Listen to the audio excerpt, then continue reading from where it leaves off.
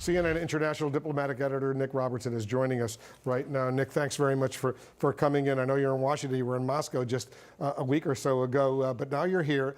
I want to read to our viewers a couple lines from this really powerful article you just posted on CNN.com. I highly recommend it. It was really moving, but let me give a couple lines from what you write. Quote, after over 3 decades of covering Russia, I leave in despair. One man has extinguished the bright hope many once felt. And then you add, Russian President Vladimir Putin isn't just destroying Ukraine, but 2 nations, condemning Russians to an isolation that they didn't necessarily choose. Explain your thoughts, because they are so powerful. Russia's under sanctions. These sanctions are aimed to bring Putin down, or at least halt his invasion and war in Ukraine. They're going to affect the Russian population. The Russian population, many of them, don't support Putin and don't support the war, but they're going to suffer the economic consequences. He's told his oligarchs, who we know are getting sanctioned, are having their yachts seized in Europe, he's told them to suck it up, be patriotic. But it's those other Russians who wanted a different future, a future integrated into Europe, that he's steadily stifled over the years.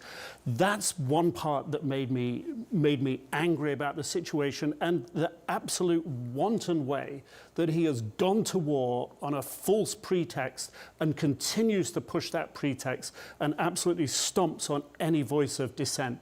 That's what, when you're there watching it happen, that's what gets you. Because you were there back in 1990 as the Cold War was ending, the collapse of the Soviet Union. I was there December 91 when the Soviet Union ended. All of us were pretty upbeat that things were moving in a brand new direction.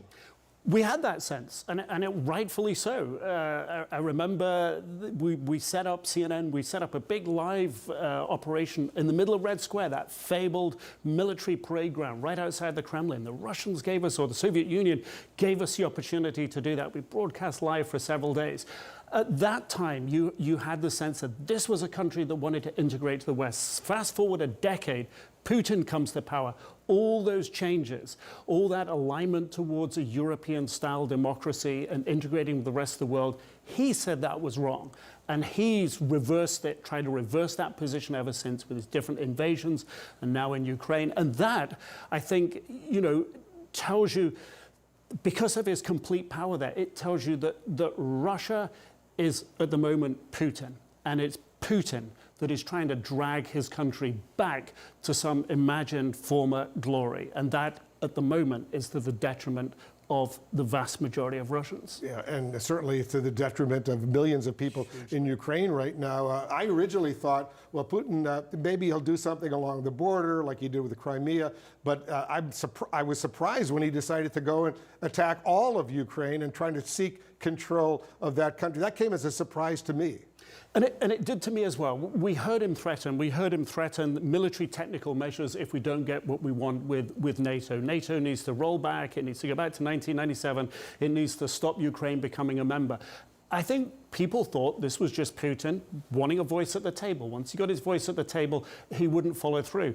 But he's become more and more determined. And we're now in a position of looking at the scenario going forward. Putin is taking tracts of land, territory, cities. We've seen a mayor of a town marched off today, a proxy installed in the mayor's place. The future, therefore, in Putin's mind in Ukraine is going to be more of that. What happens, well, where is the war going to stop? And how do you get Putin then to let go of these places and give them back to the Ukrainians? Because it's going to be a very, very long war for them, painful, huge losses. How do we get Putin to push back? And I don't see that right now. I don't see where that mechanism is. You were doing great reporting from Moscow over these past few months. Jill Doherty was doing great reporting from Moscow. Everybody has basically left Moscow out of fear that if they reported the truth about the Russian invasion of Ukraine, they could wind up in jail for 15 years. What's it like for the media in Moscow right now? There was a moment during the opening days of the war when you knew you had space to go out where the protests were happening and to stand shoulder to shoulder with the protesters, elbow to elbow with the riot cops, and know that they weren't going to round you up, that you were very unlikely to be thrown in the truck with the rest of the protesters. That's gone.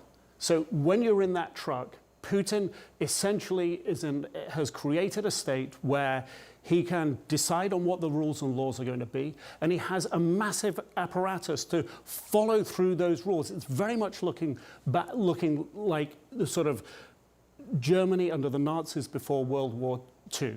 Remember what we heard from the Nazis: I was just following the rules. I was just following the rules. Putin is creating the rules, and there is a system and a law enforcement body and people that will follow those rules. And that's what's happening. So you end up being arrested today.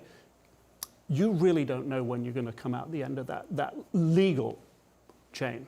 You've been doing amazing reporting for us, not just now, but all of these years, going back 30 years together. We did the first Gulf War as well here on CNN, and we're grateful to you, Nick, for doing everything you're doing. Thanks very much. And let me recommend to our viewers, if they haven't read it, go to CNN.com and read Nick Robertson's excellent, very powerful, moving article about Russia, CNN.com.